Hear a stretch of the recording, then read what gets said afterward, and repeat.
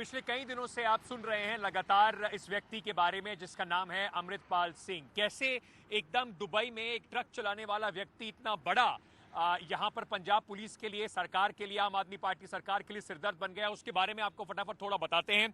वारिस पंजाब का एक संगठन है, उसका संरक्षक है अमृतपाल सिंह।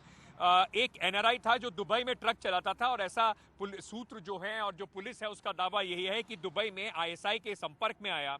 आईएसआई ने उससे धर्म के नाम पर नौजवानों को उकसाने के लिए कहा।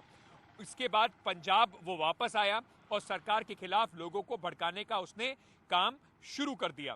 लेकिन आपने ये भी देखा होगा कि किस तरीके से आज जब पंजाब के आला अधिकारी सामने आए, उन्होंने मीडिया के सामने आके कुछ सनसनीखेज दावे भी किए। उन्होंने बताया कि इसका काम सिर्फ लोगों को भड़काने का नहीं, इसके फाइनेंसर्स जो हैं, पैसा जो इसके पास आ रहा है वो ड्रग माफिया से भी इसके कनेक्शन जुड़े हुए हैं। क्या क्या कनेक्शन इसके ड्रग माफिया से जुड़े हुए हैं उसके बारे में भी आपको कुछ बताते हैं।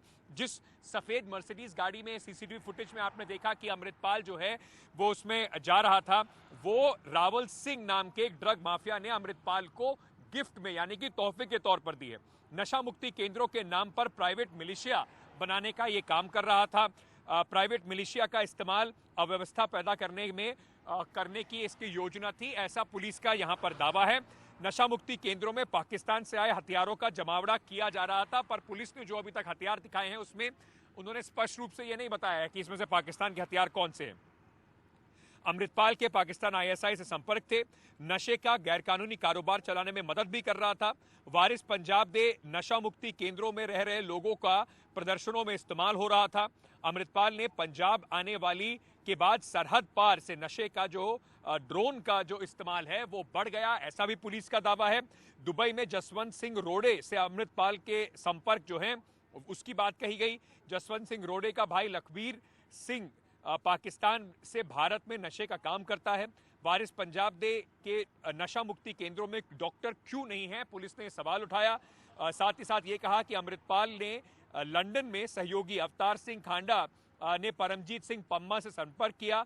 पम्मा नशे का बड़ा कारोबार करता है, भारत में नशा भेजता है और अमृतपाल सरहद पार के नशे कारोबारियों बिल्ला, बिलाल और रामा से उसके संपर्क हैं, ऐसा आरोप पुलिस ने आज लगाया प्रेस कॉन्फ्रेंस करके।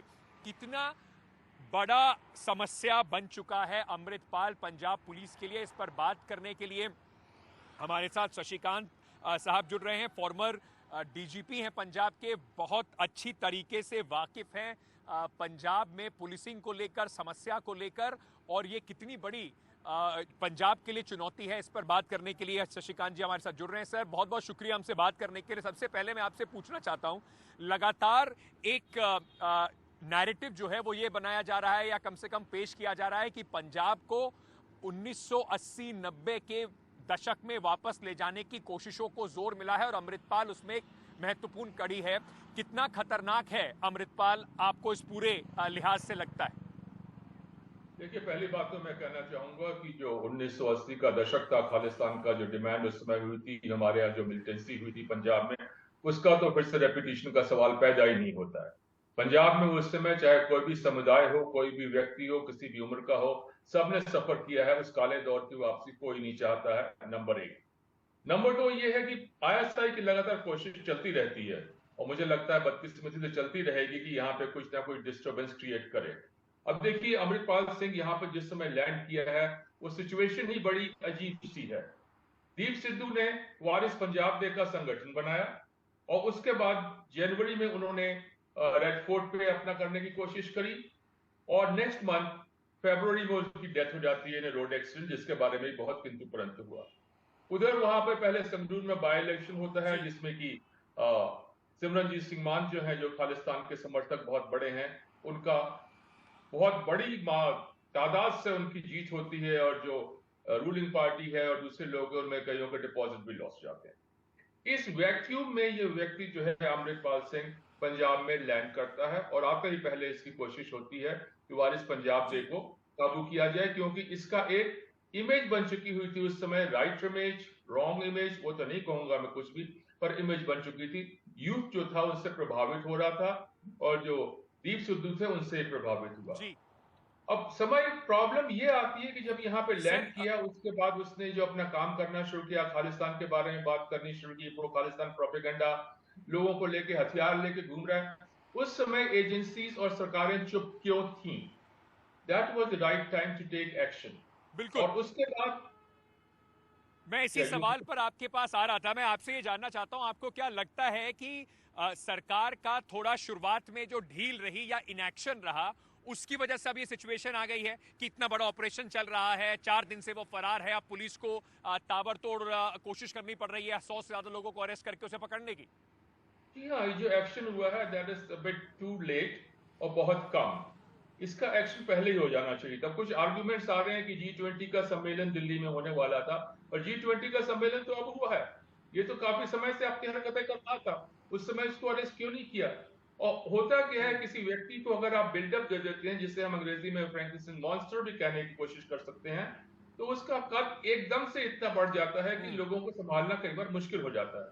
अब देखिए, इस व्यक्ति का कोई पिछोकड़ क्या था, उसका बिल्कुल। वो है कोई खास नहीं था, पर आज जब ये अरेस्ट हुआ है तो लंदन में क्या हो गया, ऑस्ट्रेलिया में क्या हो गया, कनाडा में क्या हो गया, यूएसए में कुछ लोग जुलूस निकाल रहे हैं अपने इसके बारे में, हालांकि तादाद मतलब उनकी कम है, पर नॉनसेंसिकल एक एक एक हवा ग्लोबल तो खड़ा हो एक गया। ग्लोबल प्रोपेगेंडा मैसेजिंग की कोशिश की जा रही है। सर मैं आपसे ये भी पूछना चाहता हूं, कहीं ना कहीं जिस तरीके का रिस्पांस जो पंजाब पुलिस का भी रहा, जब शुरुआत में अपने समर्थकों के साथ ये अजनाला पहुंचा पुलिस स्टेशन के अंदर, वहां से अपने बंदे को निकाल कर ले गया, पुलिस ने आके बयान भी दिए, आपको लगता है अब 4 दिन से अमृतपाल गायब भी है, पुलिस ढूंढने की कोशिश कर रही है, कहीं ना कहीं पंजाब पुलिस की नाक भी दांव पर लगी हुई है? और क्या क्योंकि आप फॉर्मर डीजीपी रहे हैं, क्या आपको पुलिसिंग में और पूरे इस ऑपरेशन में कुछ खामियां दिखती हैं? 4 दिन तक वो व्यक्ति अभी भी फरार है चैलेंज के तौर पर।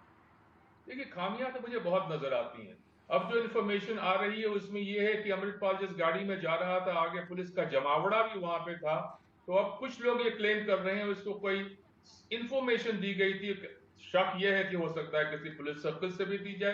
पुलिस सर्कल को भी हम तो नहीं कह सकते टोटली अपराइट है। पिछले दिनों जो एक गैंगस्टर भागा था उसमें भी किसी पुलिस का कोई कर्मचारी था, सीनियर सब इंस्पेक्टर और समबडी उसका था। तो ये पंजाब पुलिस की साख, पंजाब सरकार की साख और इंटेलिजेंस एजेंसी चाहे पंजाब की हैं चाहे सेंटर की हैं, उनकी साख निस्संदेह दावे पर है। जी, बहुत सर बहुत बहुत शुक्रिया अपना एक्सपीरियंस हमारे साथ साझा करने के लिए। पंजाब बॉर्डर स्टेट है, एक बार आतंकवाद की जो तपिश है उसको झेल चुका है, और इस तरीके के एलिमेंट्स जो वापस दोबारा से वहां सर उठाने की कोशिश कर रहे हैं, उसके हिसाब से बहुत सेंसिटिव स्टेट है। तो कोशिश कम से कम राजनीति से ऊपर उठ के कोशिश यही होनी चाहिए कि इस तरीके के देश के खिलाफ मंसूबे रखने वालों को पनपने ना दिया जाए कि वो इतनी बड़ी समस्या बने। और पंजाब पुलिस के लिए बड़ी चुनौती है अमृतपाल को जल्द से जल्द अरेस्ट करने की। बहुत बहुत शुक्रिया शशिकांत साहब हमसे जुड़ने के लिए।